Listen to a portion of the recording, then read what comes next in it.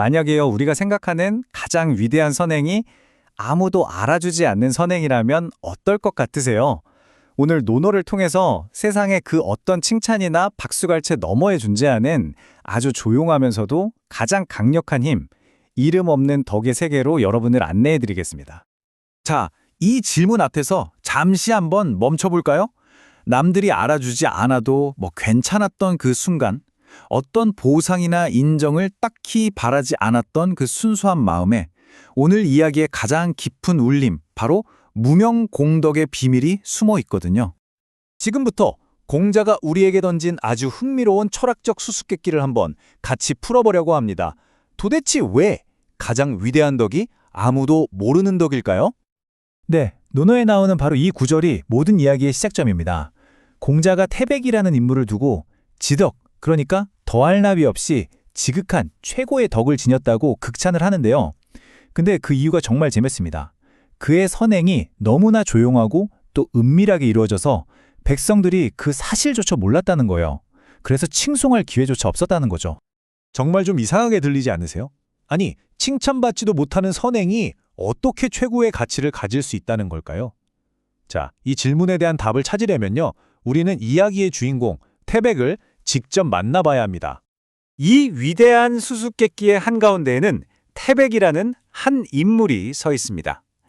그의 선택이 무려 2500년이라는 시간을 훌쩍 뛰어넘어서 오늘날 우리에게까지 깊은 울림을 주는 이유, 지금부터 함께 살펴보시죠. 태백은요, 왕위를 이어받을 장남이었어요. 그러니까 적법한 계승자, 당연히 왕이 될 사람이었죠. 하지만 그는 동생에게 왕위가 돌아가야 나라가 더 번성할 거라는 걸 알았어요. 그래서 자신의 권리를 아주 조용히 내려놓습니다. 그것도 한 번이 아니고요, 무려 3번씩이나요. 마치 자신은 처음부터 그 자리에 없었던 사람처럼 말이죠. 여기서 진짜 중요한 건 그의 동기입니다. 그는 이 위대한 양보를 통해서 어떤 명예를 얻거나 칭송받기를 원했던 게 아니에요. 오직 나라의 조화와 안정이라는 더 큰 질서를 위해서 자신의 존재 자체를 기꺼이 비워낸 거죠. 자, 그럼 이제 이 조용한 행동이 도대체 왜 지극한 덕이라고 불리는지 그 깊은 철학적 의미 속으로 한 걸음 더 들어가 보겠습니다. 지덕이란 바로 이런 겁니다. 나라는 존재를 내세우려는 마음이 정말 조금도 없는 상태. 거기서 비롯된 선함, 그 순수함 자체가 너무나 완전해서 더 이상 뭘 보탤 게 없는 최고의 덕이라는 뜻이죠. 태백의 덕은요, 비유하자면 마치 달빛 같아요. 스스로 빛을 내지는 않지만 어두운 세상을 은은하게 비추면서 우리가 갈 길을 열어주잖아요. 그는 세상의 조화라는 가치를 비추는 거울이 되었지만 스스로 그 빛의 중심에 서려고 하지는 않았던 겁니다. 이 개념은 서양 철학이랑 비교해보면 그 의미가 훨씬 선명해집니다. 아리스토텔레스가 말한 덕, 아레테라는 건요, 남들보다 뛰어난 능력으로 이루어낸 아주 빛나는 성취에 가깝습니다. 반면에 공자가 말한 덕은 그런 화려한 탁월함보다는 오히려 자신을 낮추고 전체의 조화를 이루는 이타적인 태도를 의미하는 거죠. 아니 근데 2500년 전 이야기가 과연 오늘날 우리에게도 의미가 있을까요? 그런데 놀랍게도 우리 주변 곳곳에서 현대판 태백의 모습을 발견할 수 있습니다. 예를 들어 볼게요. 여기 파산 직전의 회사를 기적적으로 살려낸 한 CEO가 있습니다.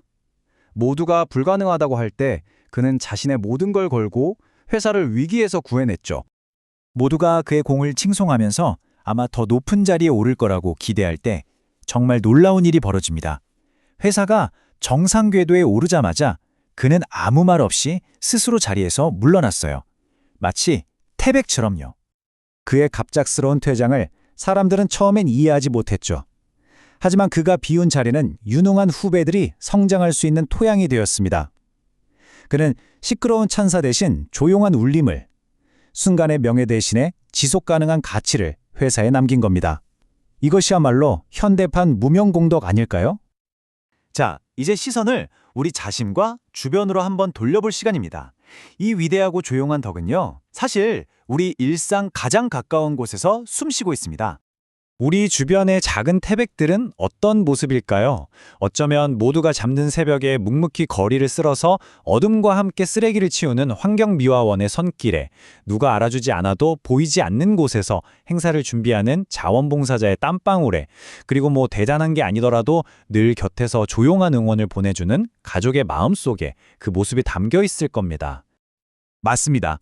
세상의 스포트라이트는 언제나 화려한 성공과 위대한 업적을 비추지만 우리 사회를 무너지지 않게 지탱하고 또 한 걸음씩 나아가게 하는 진짜 동력은 바로 이런 이름 없는 덕에서 나오는 거죠.